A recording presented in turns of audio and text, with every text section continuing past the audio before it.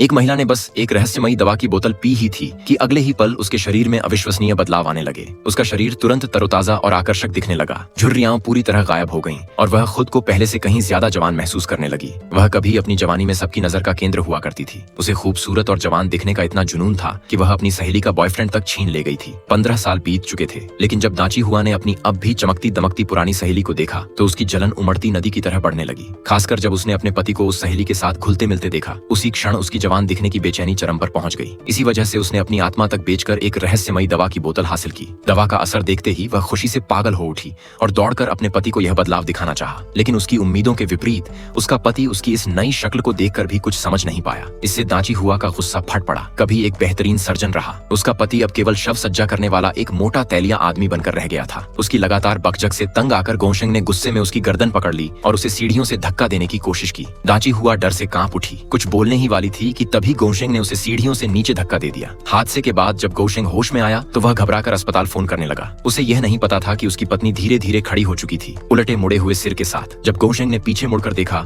तो वह डर के मारे थर-थर कांप उठा। लेकिन दाची हुआ ने खुद ही कड़क की आवाज के साथ अपना सिर वापस सीधा कर लिया और अब गोशेंग कभी भी उसकी पकड़ से बाहर नहीं निकल पाएगा।